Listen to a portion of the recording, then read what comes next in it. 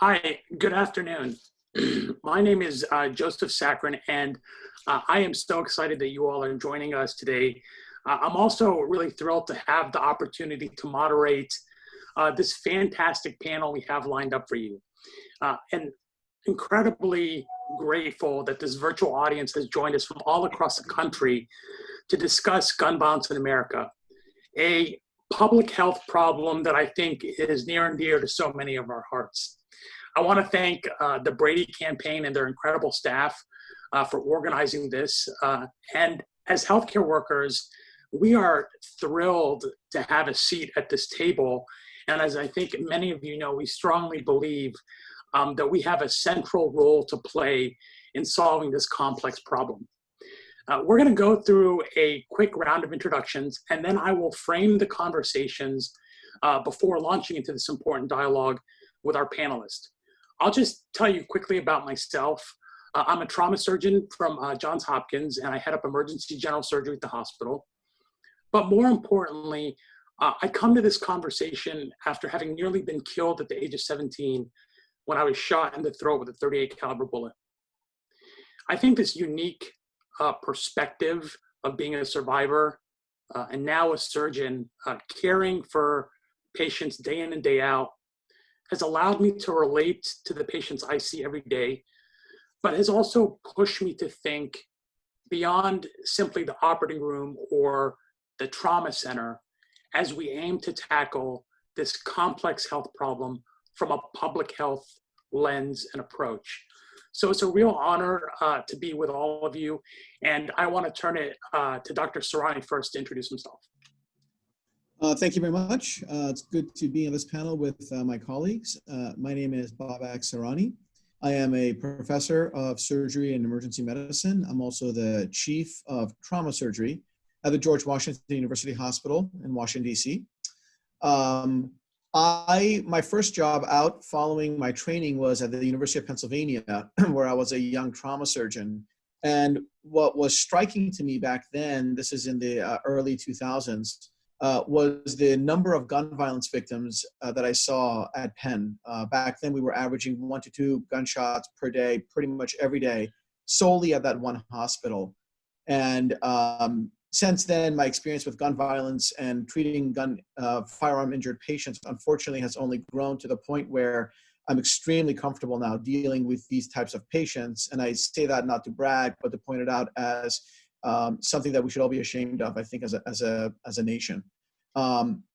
So that's what brings me to this panel. I'm kind of hoping to share my experiences with others and see what we can do to try to mitigate risk of future such injuries to our own fellow countrymen. Thanks so much, Dr. Serrani. Great to have you. Dr. Agarwal. Yeah, hi. Well, thank you for having me here today. It's always a pleasure to work with the Brady campaign. So I am a pediatrician in New York City, and I specialize in child abuse. And what I work to do is protect children from violence inside their homes and outside their homes, whether it be family or community violence. And I got involved with this work on the day of the Sandy Hook shooting. And I was just horrified by what happened. You know, my job, my career has been dedicated to protecting children. And I felt, you know, look, I need to do a better job of preventing such a tragedy from happening again. So I linked up with fellow colleagues through Doctors for America and led a national campaign to federally fund gun violence prevention research. And I'm happy to report, you know, just last year, there's been allocation of funding. So it truly tells you advocacy is a marathon, not a sprint, but we have to keep on working at it. On a state level, I've been working with the American Academy of Pediatrics to advocate for evidence-based laws and policies to protect children specifically from gun violence. And on a community level, I've been working to amplify the Black and Brown youth voice as to, you know, the epidemiology of gun violence in their neighborhoods and how we can protect Black and Brown children from firearm violence. So wonderful. Yeah, and we're definitely gonna get into that and talk about, you know, this marathon that so many of us have been working on for years. Thank you, Dr. Agarwal. And last but not least, Dr. Kirigo. And again, thank you so much for having me as part of this wonderful panel. Uh, uh, uh, my name is Andrew Corrado. I'm a pediatric intensivist, and I work at Children's of Minnesota and at Hennepin Healthcare in Minneapolis. And as an intensive care unit physician working in 2 trauma centers, I came to be greatly troubled by the number of children that I would see that were admitted as victims of firearm injuries. Some inflicted by others and some self-inflicted. Like Dr. Agarwal, I really thought that after the shooting of 20 young grade schoolers, that there would be significant change in this country with regards to how we approach the issue of guns. And not seeing that, I worked together with my local chapter, the Minnesota Academy of Pediatrics, and nationally to try and advocate for common sense gun legislation to try and decrease injuries. So I'm really glad to be part of this and to join this discussion. Thank you very much. Thank you so much, Dr. Kirigo. We really are excited to have you. Look, before we get started, I just want to recognize a couple things that are important. First, it's hard to describe what 2020 has been like, I think, for all of us. And I'll just say personally, for me, it's been an emotional roller coaster between COVID and this new type of world we're living in, and the murder of George Floyd, illuminating the systemic racial injustice that exists in communities all across America. I think a lot of us have been struggling as to how to tackle these issues. You know, the current times would even cause the most optimistic person to see the glass as half empty. And as we look at systemic racial injustice that permeates throughout America, it's important to recognize that racism bleeds into every sector: law enforcement, journalism, education, healthcare, and of course, gun violence, where we know that Black and Brown communities are disproportionately impacted. You heard Dr. Agarwal mention this, and this is something that so many of us talk about as we see young Black men being slaughtered on our streets in cities like mine in Baltimore, Philadelphia, and Chicago. And as we talk about the racial injustice, I think it's important to note that it's only going to change if each and every one of us take on a shared responsibility. You know, for healthcare workers and others, this has to begin with conversations we have at home with our loved ones, speaking up for random strangers where we witness injustice, and boosting the advancement of Brown and Black people within the workplace. And look, it's not going to be easy. Changing culture is hard. It doesn't happen overnight, but it requires all of us to be part of the solution. And I think this American uprising that we are seeing is a culmination of generations that have faced racism and injustice. And breaking that cycle requires us to dig deep and change our own behavior, unconscious and otherwise. And so while the focus of this short 1-hour session is primarily around ending family fire as we head into Ask Day this coming Sunday, June 21st, I felt that it would be difficult not to address this elephant in the room that so many of us are thinking of. On that note, we're going to start with the dialogue we're going to have with our panelists. And I'll just say, if you as an audience member have questions, please put them in the chat box. We're going to, at the end, time permitting, try to get to some of your questions. The questions we don't get to will then be addressed after the call through our Brady team. So on that note, let me ask a broad question to the panelists. And I really want to know, how has your work changed both under COVID-19 as well as the shifts that have happened in public discourse that have really demanded an end to systemic racial injustice? And I'll open it up to anyone that wants to start. I'll start.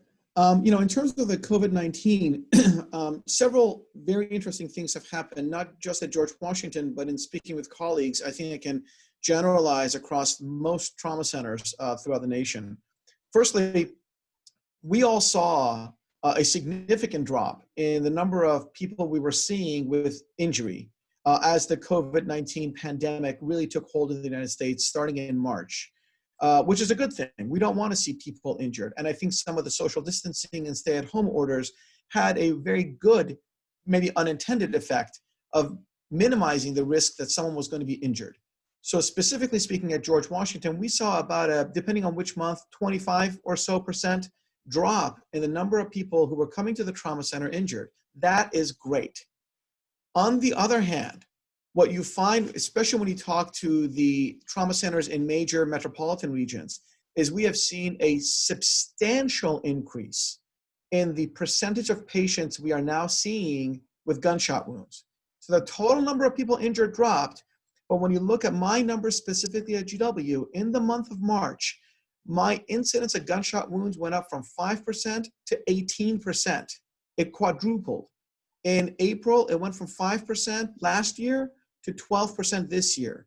Even in May, as things are opening up a little bit, and maybe we're going back to some things resembling our old way of life, we still have seen a 33% rise in incidents of gun violence, going from 10% last year to 15% this year. So fantastic. People are staying home and not getting injured as badly.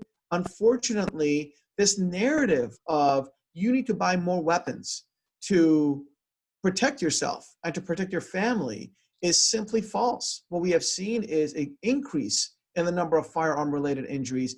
And then anecdotally, at least in my practice, I've seen an increase in the lethality of the type of injury I'm seeing. It used to be we saw a good number of gunshots to the arms, to the legs, which are significant, but generally speaking, don't kill you.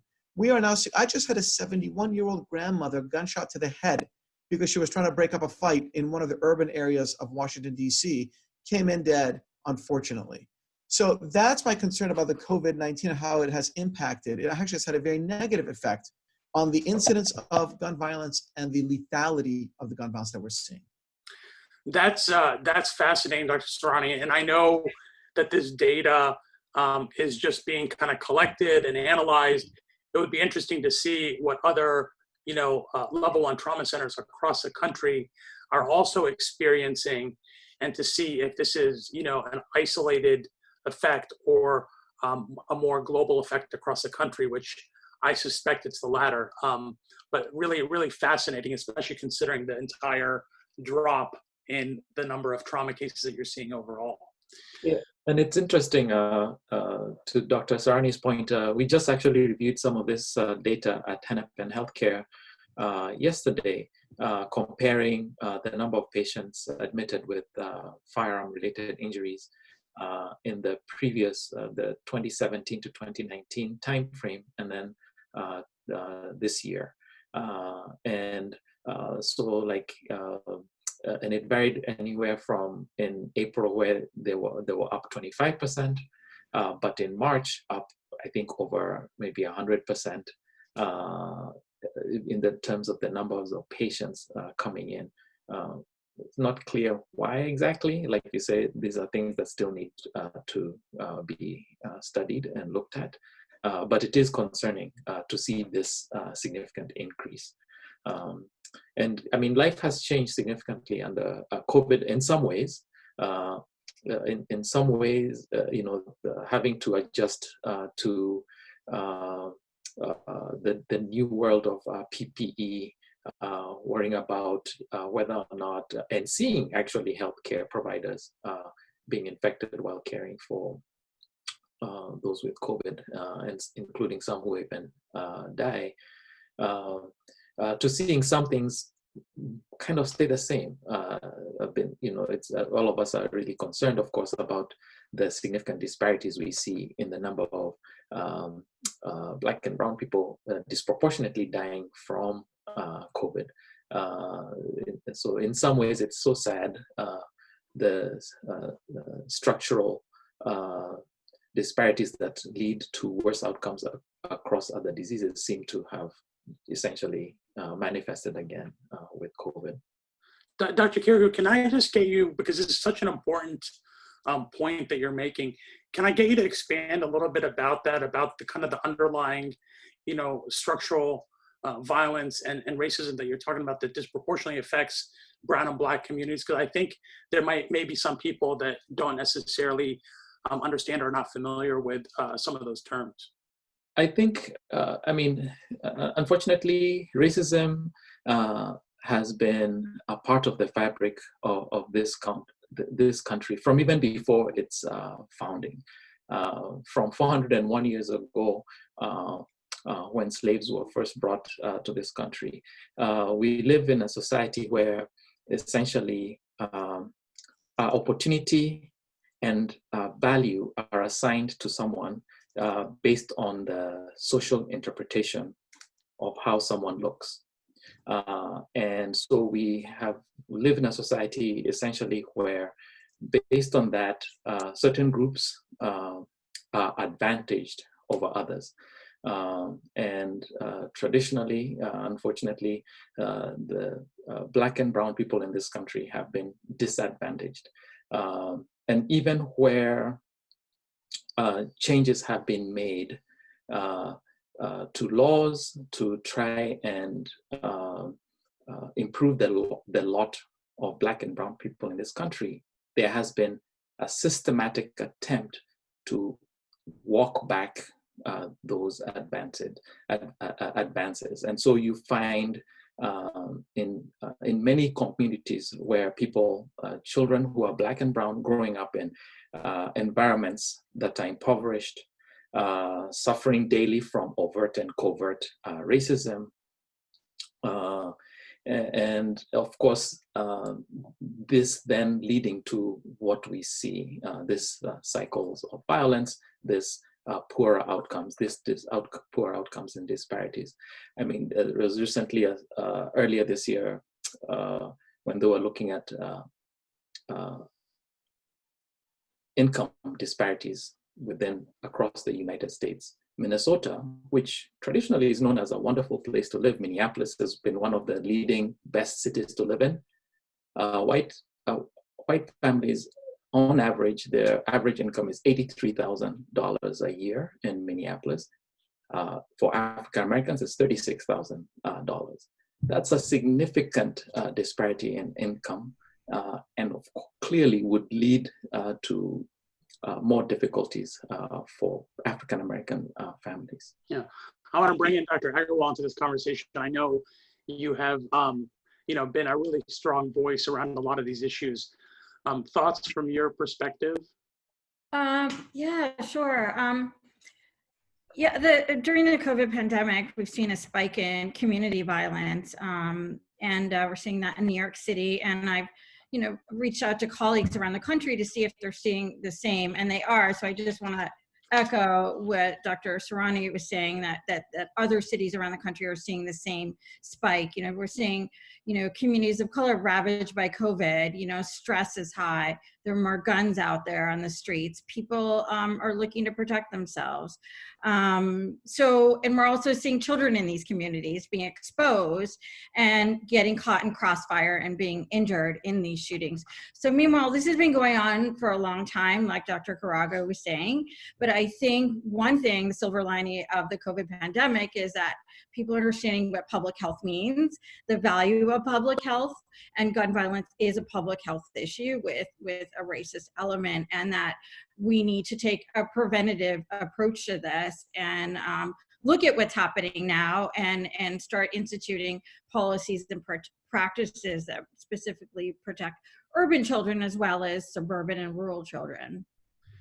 I'm so glad that you mentioned that, because I think it really, what you're saying is spot on. It requires us to really change the conversation. And I think we understand that focusing simply on human behavior is not cost effective.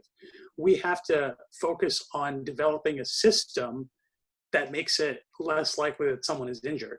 And as we look at this complex health problem and approaching this from a public health lens, I'm curious to hear from all of you, as a medical community, what are some of the examples and ways that we can address and better understand some of the complexities that you all are describing? I think I'll one just of open the it most up then. important things is to talk about it, to acknowledge it. I think when you see, as a pediatrician, if you're seeing a child in your well child visit, not really understanding where they're coming from makes it really difficult to connect with that child. Sure, you can talk about, and as we began to understand certain things, you can talk about, oh, you should eat these vegetables, or you should make sure you do this, or be safe doing this, but you don't really understand their day-to-day life and the difficulties that they have to deal with. It makes it really it makes it hard to be able to impact them positively. But at first, you really just have to talk to people and ask them what's going on with you, not what's wrong with you, but what's happening to you, what's happened to you. I think on that same tone, every trauma center, every level 1 trauma center and level 2 as well, there's a criteria that the center has to meet to be deemed as a level 1 or level 2 trauma center. And that is, they must have an employee whose sole job is to prevent injury. And of course, injury comes in all flavors. It doesn't all have to be gunshot wounds. But in regards to gunshot wounds, that person can serve as a liaison between the trauma center and the community and try to organize the efforts within the community. Because what you find when you go into the communities is there's all sorts of grassroots types efforts to try to minimize gun-related violence. These people live it. They're in that neighborhood. At the city level, there's all sorts of programs to try to mitigate gun-related violence. And similarly then at the hospital level and so on as it gets bigger and bigger. But the challenge we have is we're not terribly organized when it comes to things like this. Everyone's kind of doing their own thing and they're somewhat related, but there's a lot of overlap, there's a lot of redundancy, and that generates to some degree a lot of inefficiency. So I think one thing we can do is try to organize our efforts collectively. I mean, that's what the really pro-gun lobby has done exceptionally well, is that they are extremely organized and the messaging is highly uniform, albeit in my opinion, sometimes wrong. I would in fact dare say often wrong. I think what we can do as a medical community is align our messaging with that of our municipal government, but perhaps more importantly, with the grassroots themselves, those who live in the neighborhood and frankly bleed in the neighborhood, and see how we can align with these people to try to mitigate gun-related violence. Yeah, look, Dr. Sarani, I think that's a great point. And, continuing to work on like, how do we break down these silos so we can really kind of work together hand in hand is so critical, both at the community level, but also from a systemic perspective as we look at trauma centers and frontline workers that are taking care of these patients day in and day out. I was wondering, Dr. Agarwal, as we're talking about these complexities, you had mentioned in your opening about, the importance of research. And I'm wondering, obviously, as you know, for the first time in, nearly 25 years, there was federal dollars that were appropriated towards gun violence prevention research. Obviously, it was a small amount, but the fact that it was actually appropriated, I think, was an achievement in and of itself. I'm wondering if you can talk a little bit about that and how you think kind of that changes a playing field. Yeah, thank you. I think it was, well, not a huge amount of money, but a huge move that the CDC will now be studying gun violence. But what I want to say is that I've done some research in the field, and there are other researchers around the country that have done research. We do have information. I think we need some large-scale implementation of what we know. And one of the things that we know is that safe storage reduces suicide and unintentional injuries in children. It has not been normalized in pediatric practice. I think there's a political skittishness to that because of the gag law, but I think we need to educate people that the gag law is no longer in place, thanks to the advocacy work of the AEP and other organizations, and that we have to normalize this is injury prevention. Lock up your bleach, lock up your pills, lock up your guns. It's all the same thing. I think we can all agree that nobody wants a child to die or get injured from a gun, whatever community you're in. So I think as physicians, we need to normalize it within ourselves, and we need to be comfortable, like what Dr. Corrado was saying about having these discussions. It's part of prevention. It's part of what doctors do as pediatricians. And I think it should be part of family practice and adult medicine as well. As far as one thing that I have done research on is the Ask campaign, which is Asking Saves Kids. And that's encouraging parents to ask if there's a gun where their child plays. And it could be in the home, it could be outside the home, it could be at a friend's home, wherever that child exists. And I think, what we have to recognize is that every community is different, and there are also developmental levels of prevention and the way you counsel families of children, whether it be a toddler, a school-age child, or a teenager. It's going to be a little bit different. And in the Ask campaign research I did in the South Bronx, we surveyed families, in providing them with the information about asking if there's a gun where their child plays. We gave them the Ask brochures, and they overwhelmingly said, 96% said, we want this education. We want our doctors to give us this education, but they said only 11% of pediatricians are providing that education. So I think we're falling short. I think there's an opportunity if we are to take it. As far as the teenagers, though, I think, we have violence interrupter programs, which I think we need to devote more resources to. But I also think we need to take a step back to look at the younger kids before they become victims, before they become perpetrators. And I think, to echo what Dr. Corrado was saying, I think we need to talk more. I think we need to listen more. And I think, if anything, I think we need to listen more as doctors. And in doing a focus group with some Black and brown teenagers in the South Bronx, ages from 6 to 18, they said, look, I don't feel comfortable talking to my doctor about gun violence. Yet they said anybody could die in 5 minutes in my neighborhood. So it's a real problem for them. They reported feeling down. They reported feeling depressed, but nobody was really asking them about it. So I think we need to listen more. I think we need to normalize it in pediatric practices. Can I just add to that for a second? Yeah, please. I totally agree with Dr. Agarwal, but I wouldn't restrict it to pediatric practices. I think the end family fire theory, motif, movement, philosophy applies equally to adults. I had a patient who is a fantastic person. That individual had a brother who had fallen on hard times, was having a little bit of a difficulty from a psychiatric perspective, severely depressed, had started to drink quite a bit. My patient happened to have weapons in her house, and that's fine. The weapons were legally purchased. They were not safely secured. And her brother one night picked up the weapon, killed their mom, killed himself, and attempted to kill his sister, who happened to be my patient. Luckily, she survived. So the concept has to be broadened across the entirety of the age ranges. I agree that kids are certainly at risk, but so too are those who are mentally ill and may have access to weapons that are legally purchased but inappropriately stored in the house. Yeah, and I'm so glad that you mentioned that, because, as we come into Sunday, June 21st, which is Ask Day that Dr. Agarwal's been talking about and Dr. Sarni followed up on, I think it's important for us to define what that actually means, because I think Brady did something that was incredibly important, which was provide a term around shootings that involves an improperly stored or misused gun found in the home that results in death or injury. And this covers unintentional shootings, suicide, and intentional shootings. So those are all forms of what we call family fire. And the goal is to obviously end family fire. Some of the reasons I think that this is so important is when we look at firearms in the homes and how this relates to lethality. We know that 4.6 million children live in homes with unlocked and loaded weapons. You talk to any gun owner, they'll tell you that that's unacceptable.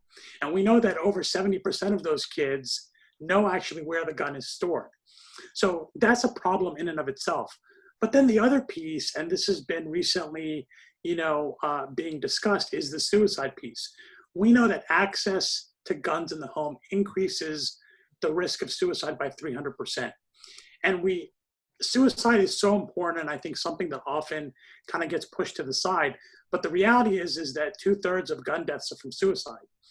And when we look at like suicide attempts, which are often impulsive acts that are driven by different transient, life crises, most attempts are not fatal.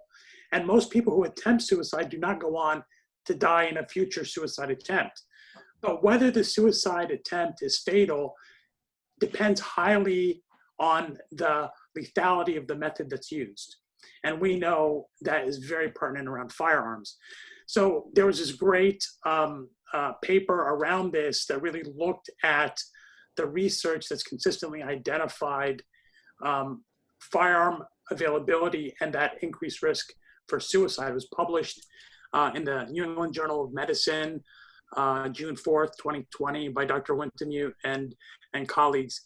And I'm curious to our panels about, kind of this unsung pandemic, so to speak, and the aspect of firearm injury that we often don't talk about. Yeah, I just want to say I think it's such an important paper, and I'm really glad that it's been published. Those authors have been doing great work for many years now. But firearm-related suicide in adolescents has gone up tremendously before the pandemic.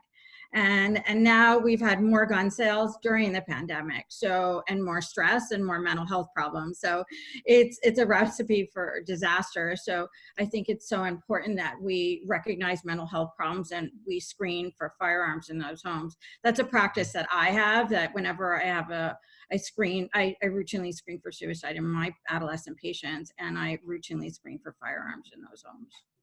Yeah, and not just the New England Journal paper that you alluded to, but many, many papers that preceded that. The New England Journal came out in the last couple of weeks, but for years, there have been papers out there showing that not only the probability of suicide goes up if the individual has access to a firearm, but I think equally importantly, the probability of the individual not killing themselves goes down if they don't have a weapon. Said differently, some people think, well, if you have a gun, yeah, you're going to kill yourself. But if you don't have a gun and you're suicidal, you're going to kill yourself anyway. You'll jump off a bridge, you'll hang yourself, you'll overdose on some poison. That is not true. If if you don't have the means to initiate what you perceive to be a painless death, the chances of you trying to kill yourself drop dramatically. And as Joe mentioned, the probability of a successful suicide is not very high with a gun. What will more likely than not happen is you'll be left disfigured and disabled for life. But unfortunately or not, you're actually not going to die. Yeah, it's interesting. My daughter said something to me one time when she told me that when people bring guns into their home, they bring death into their home. They might think they're bringing protection. And granted, there are many people who buy weapons because they want to protect themselves. There are many people who buy guns because they hunt or whatever. But essentially, you're bringing death into your home, whether the death of yourself, the death of a child who finds your gun, or the death of someone else. I just want to clarify a point because I want to make sure it's very clear. A suicide attempt using a firearm has a high fatality rate, versus using some sort of other means like poisoning and so forth. Right. So that's why the method used is so critical. And I just want to make sure that that point is crystal clear. And it's why we focus on access of firearms within the home. So look, all of us are here, as frontline healthcare workers. And all of us, we see patients day in and day out. And I think when we look at our role, there is a really strong relationship that exists between us as clinicians and our patients. And Dr. Corrado, you were talking a little bit about this, about kind of like the role of us like speaking with our patients about, aspects of gun safety. And I'm just wondering from each of your perspectives, considering you all come from different specialties, how do you approach this within your own practice? And maybe you can talk a little bit about some of the barriers that you think that exist and how we can transcend some of those. So like I had said, typically for me, in the unit, in the ICU, I will interact with patients after they've been the victims of violence. My goal is to do my best to educate those families. Clearly, once this has happened, the deal is done. The child has been injured or unfortunately dies. But to take any opportunity where an injury has occurred to talk about safe storage, to talk about how to prevent these injuries from happening again. And this is the same whether or not someone comes in and they fell off their bike and weren't wearing a helmet, to a car crash where someone wasn't properly restrained, to a situation where someone's been shot. And we work together with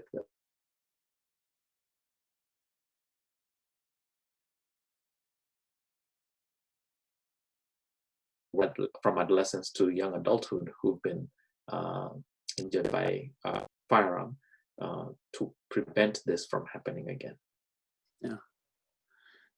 I just want to add to that. I think that's so important that we do it in all areas of specialties and within specialties. So I think to that point, I do want to expand, our idea of morbidity and mortality in gun violence, in that, we look at injuries and deaths, but there's also the exposure element.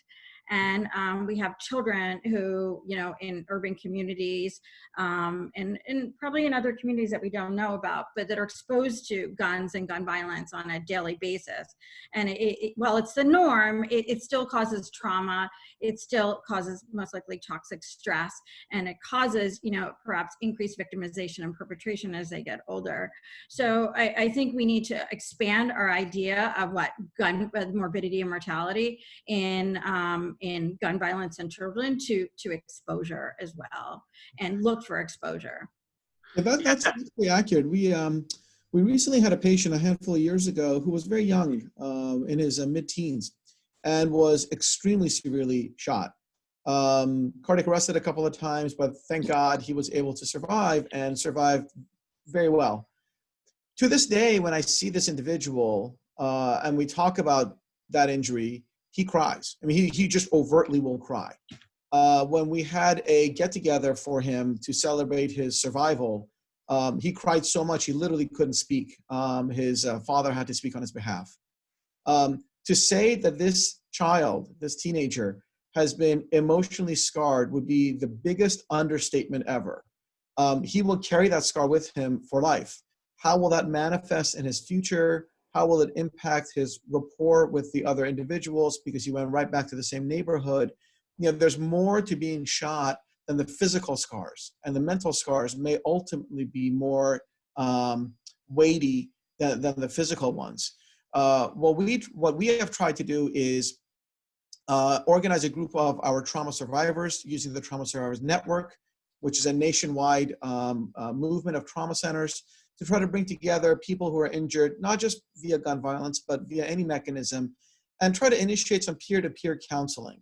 It's very easy for a 50-year-old trauma chief to go to a 15-year-old African-American and talk about gunshot wounds. Let's face it, at the end of the day, I'm on the wrong color, I'm the wrong age, I'm the wrong socioeconomic group, I'm not his peer.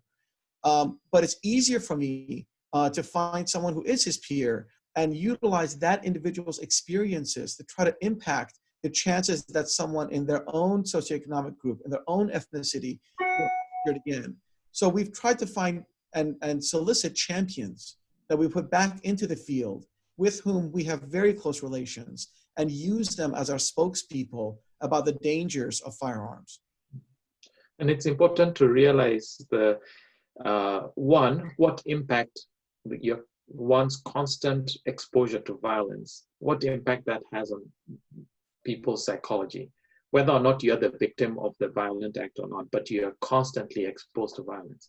And say for a child who accidentally, or well, unintentionally, we don't say accidents, unintentionally injures another child, that child is forever scarred. Mm-hmm. Their intention was not to shoot their friend or their sibling. And there are a number of studies that have shown that that incident has significant psychological impact on the person who unintentionally shot someone else.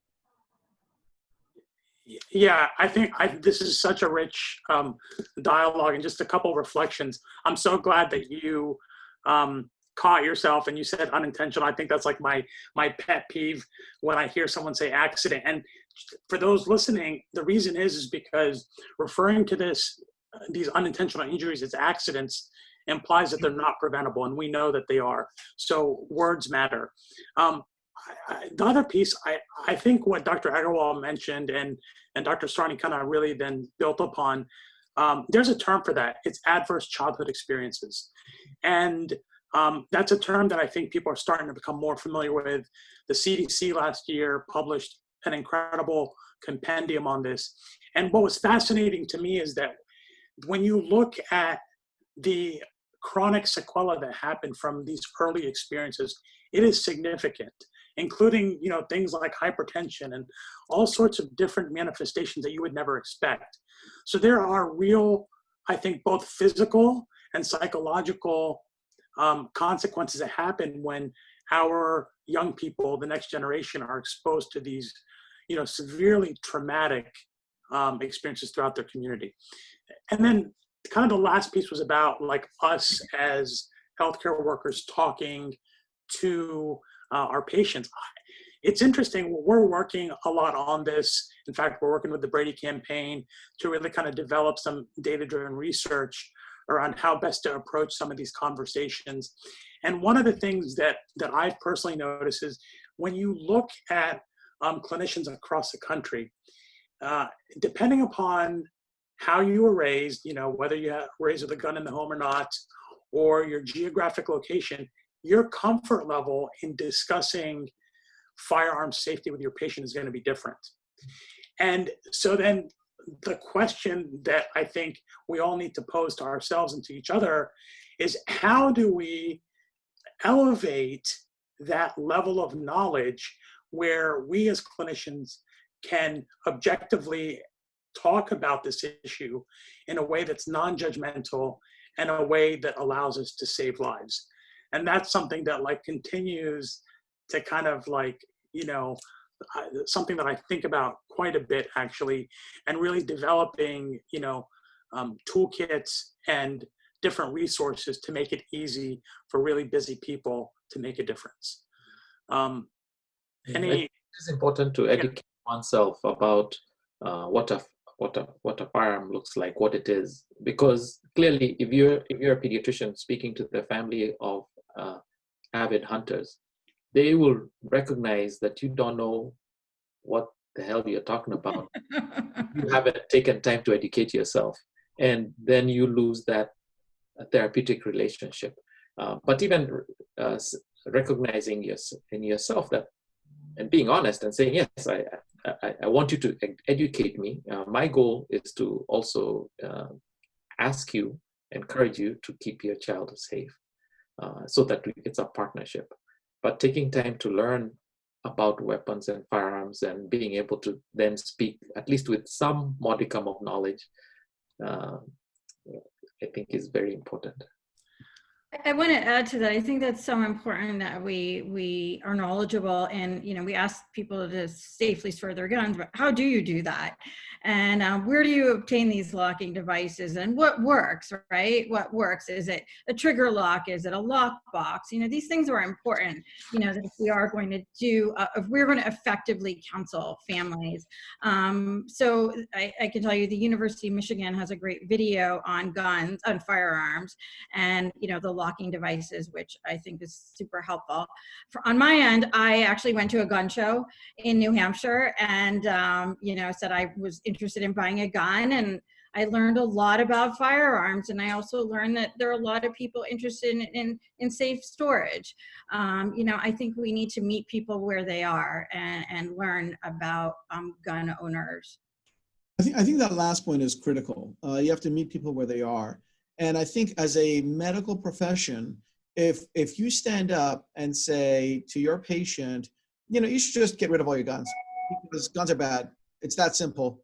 That is that's a deal buster on arrival, right? Especially if you have someone like Dr. Corrado mentioned, who is a hunter, and there's nothing wrong with hunting. There's also nothing wrong with owning firearms if they're done so legally and responsibly. I think that you have to start with the stance of this is a public health problem. So long as it's used appropriately, then yes, it can be used for recreation, such as target shooting, hunting. It can be used for self-defense, but you have to be responsible with the weapon. You have to know how it works. You have to know how to store it, know how to keep it away from people who should not have access to it. And if you start with that stance, you'll find you have a lot more inroads with your patients than you don't. Yeah, that's such a great point, Dr. Sarani. Look, how you approach this and being objective is so critical. And I think one of the things that I've realized is that there is a lot more commonality that exists among us as Americans than dissimilarity. And you may not actually appreciate that from the discussions that happen on social media or through mainstream media.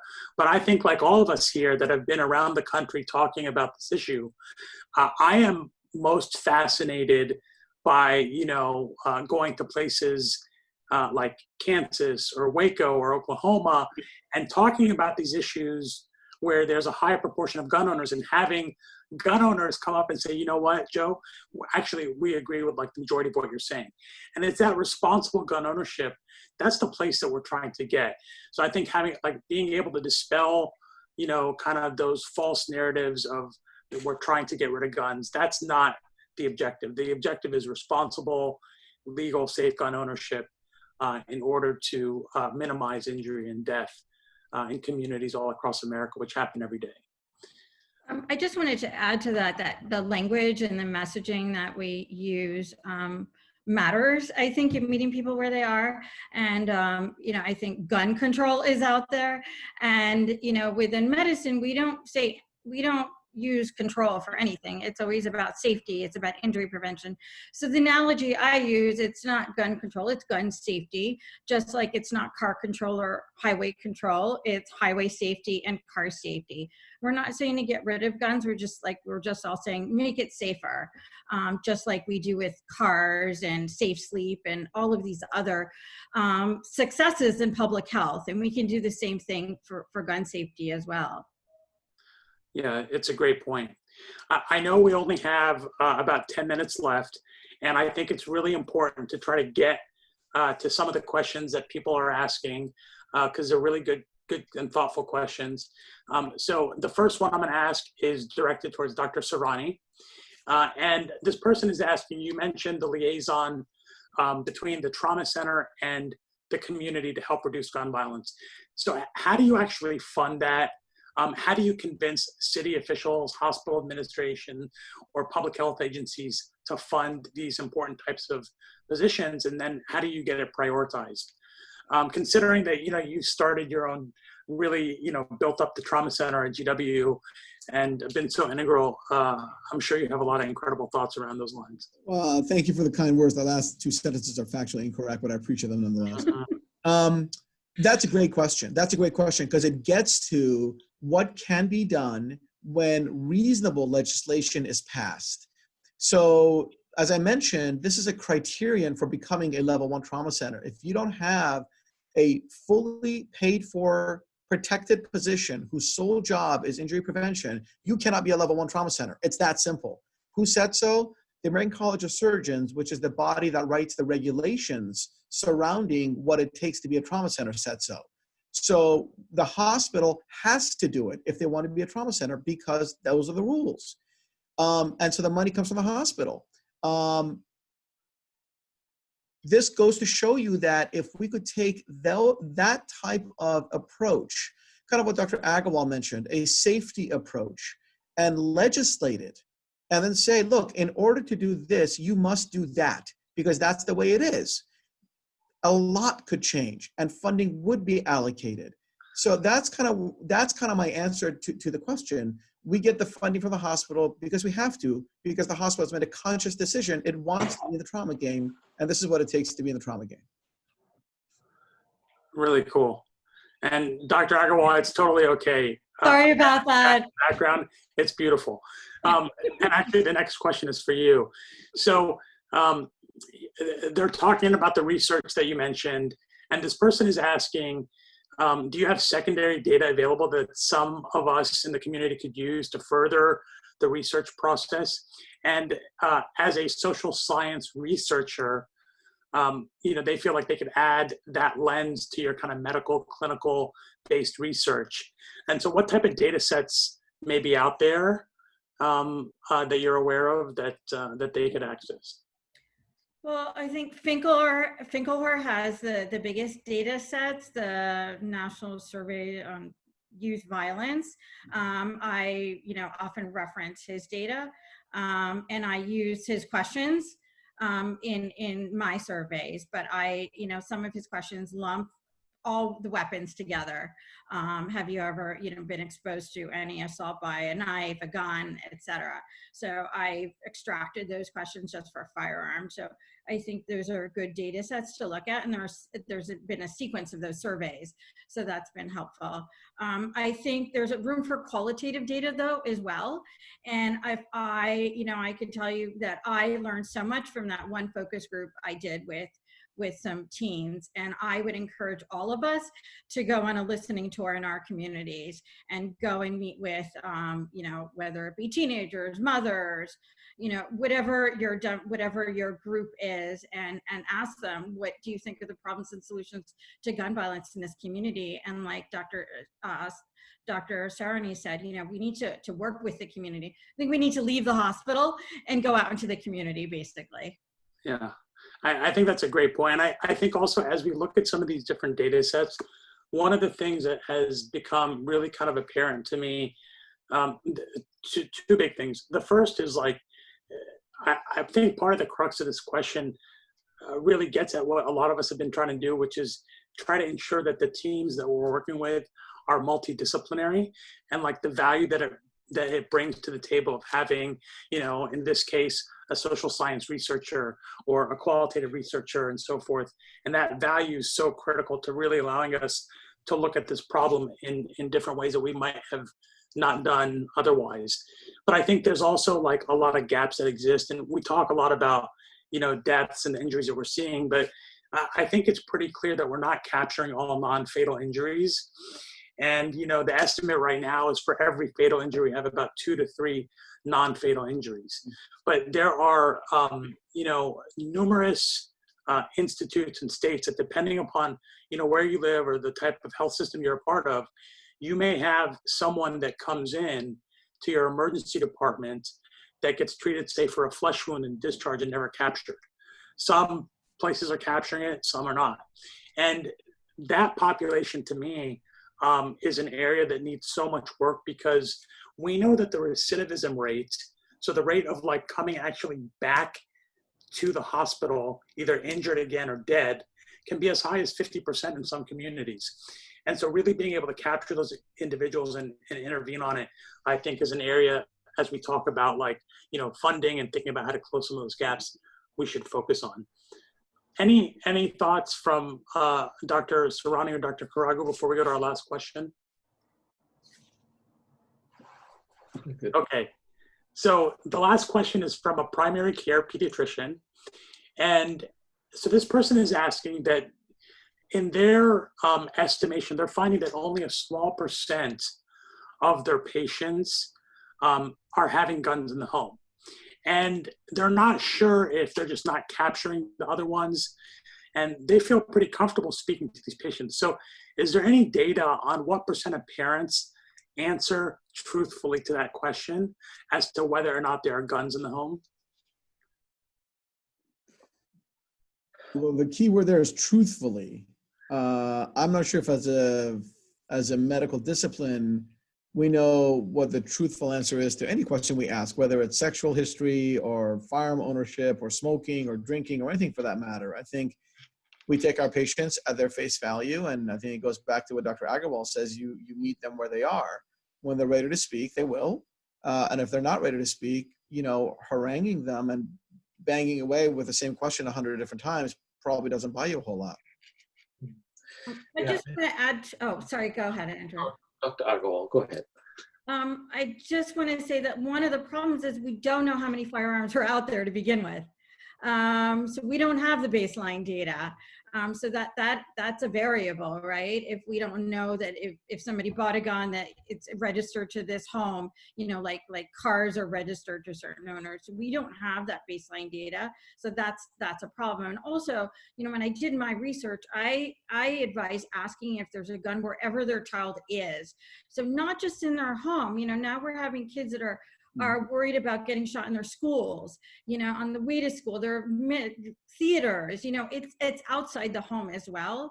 So I think we need to also, think about, just providing injury prevention inside the home and outside the home.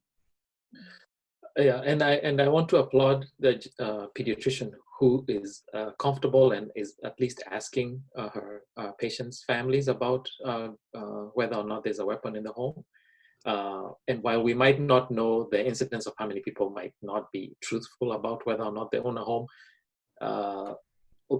I think that we know that very few pediatricians are comfortable asking the question. So for sure, we know the data that more pediatricians should probably be asking the question so as to keep kids and their families safe. Yeah. So we have a couple minutes left. I want to leave with just if each of you can just give us some final thoughts for the audience of what are your takeaway points? And then we're going to watch a really quick short video that kind of leads us into Sunday. So I will start with the order that we started with in the beginning. Dr. Sarani. I think my biggest takeaway point as someone who is a trauma surgeon and on the receiving end of those who've been injured by firearm violence is number one, safe storage and abiding by the tenets of the End Family Fire across the spectrum of ages, not just young kids. And number two, really trying to dispel this myth that the narrative that the more guns you have, the safer you are. That is simply factually incorrect. Thank you, Dr. Sarani. Dr. Agarwal. I just want to say thank you. Thank you for this discussion, and thank you for everybody who showed up for this discussion. As Dr. Corrado said, we really need more physicians, community organizations, and individuals involved in this discussion. We're not going to solve this problem alone. We're going to do this together. Thanks. Dr. Kiriga, final thoughts? Yeah, and again, thank you for this opportunity. I think that again, I agree with my colleagues, safe storage. And as we look at firearm-related injuries, particularly as pertains to our communities of color, our Black and brown children, to not forget to contextualize the environment in which these injuries are happening. Just because you're a Black person doesn't mean that you're more prone to violence or shooting someone else. That has nothing to do with it. You cannot decontextualize the environment in which these injuries are happening, and not to forget that a lifelong, century-long structural racism is what has got us to where we are right now. That's such an important point, and thank you for making that. And I think that's such a great way to kind of close the session. I'll just say that we would love to have all of you involved. June 21st is Ask Day. Please go to bradyunited.org to learn more to get more information about how you can really play a firsthand role in saving lives. And with that, we're going to leave you with a short 30-second video that's part of the End Family Fire multi-year campaign. This was just released.